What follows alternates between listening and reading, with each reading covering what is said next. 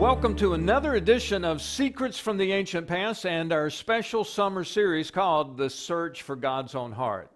You know, if you've read the book, The Search for God's Own Heart, you'll quickly recognize these videocasts as a visual supplement to the lessons you can find there. And since the book has no photos, that makes these videocasts really helpful. For now, you can see what you've read about. I hope all of this helps you in your own search for God's own heart. One of the most important lessons we can learn comes from the life of Saul, the first king of Israel. As we read 1 Samuel, Saul and David are held up in contrast for us. Now, without being judgmental, it's important that we watch the lives of other people, learn what they've done right and imitate those principles, and avoid what they've done wrong. God has given us the parallel lives of Saul, the first king, and David, the second king, to help us figure out what it means to be a person after God's own heart. For David was such a person, and Saul was not. Saul was a reluctant king. God called him to the task. Samuel anointed him, but even on the day when people were ready to name Saul their first king, he was in hiding. The story comes from Mizpah when Samuel cast lots to find the new king. Tribe by tribe, clan by clan, family by family, until finally Saul was chosen. But where was he? The people prayed for an answer, and the Lord told them, he has hidden himself among the supplies. Now, despite that rather embarrassing start, the people rejoiced, and Saul soon led an impressive battle. Pretty much, that was the last spiritual success Saul had in leading the people. And sadly, Saul never got over his tendency to hide from situations that made him nervous. I know you remember the story of David and Goliath. It's one of the most famous stories in all the Bible, even all the world. Now pay attention to the first few lines of the story. The Philistines came from Gath to the valley of Elah, where they confronted the army of Saul. And specifically, Goliath the giant confronted the ranks of Israel. Now, upon hearing the Philistines' challenge, the Bible tells us that Saul and all the Israelites were dismayed and terrified. And this went on for 40 miserable days. Eventually, young David would arrive in the camp and take care of the giant in the valley with no more than a sling, a stone, and an amazing faith in God. David did not know if he would live or die in that battle, but he simply would not stand by while the Philistine giant cursed Saul's army, and in effect, while Goliath cursed the Israelite God.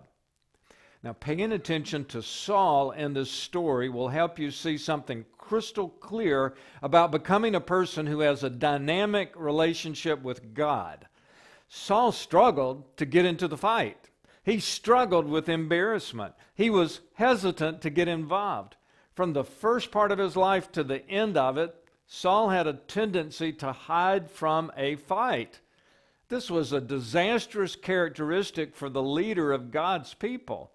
And remember, Saul was not, in the end, a man the Bible would characterize as a person after God's own heart.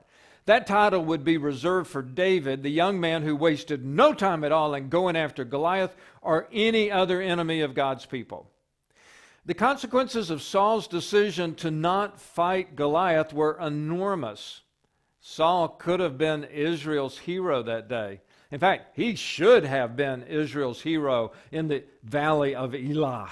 Instead, after Goliath fell, Saul ran behind his army, watching others defeat the Philistines. In no time at all, Saul became insanely jealous of David, Israel's courageous warrior. By the end of his life, Saul was battling the Philistines again near Mount Gilboa and the community of Beit Shan. It's a pitiful picture. Saul knows he's a beaten man, but instead of turning to God for help, he sneaks off in disguise to find a witch. That's not as surprising as it might seem. Saul had spent years investing in a watered-down version of faith. His spiritual decline was directly related to that horrible end. The day after his visit to the witch, when he was hiding in disguise, Saul fell on his own sword as the Philistines were closing in around him. They were killing his men. The Philistines were killing his sons. Saul would not join in the battle even when his sons desperately needed him to fight for them. Read the Bible. Saul's spiritual habits included a lack of obedience, a lack of trust, and a lack of prayer.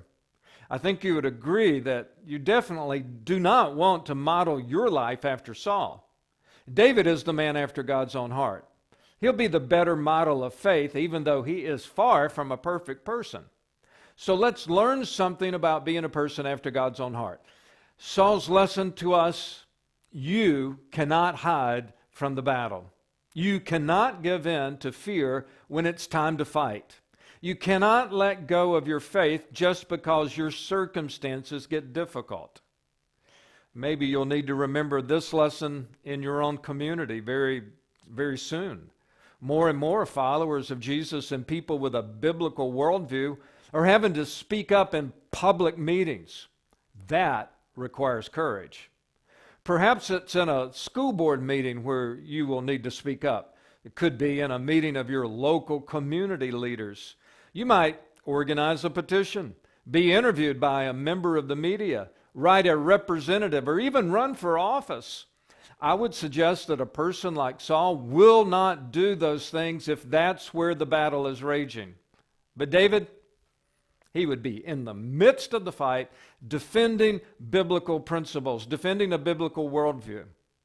And what about those really tough battles in your life?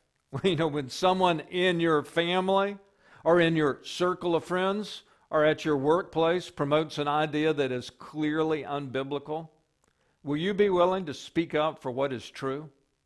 Are you willing to have a faith that might get you fired, might get you shunned, or scorned on social media? One thing's for sure, every generation has its challenges.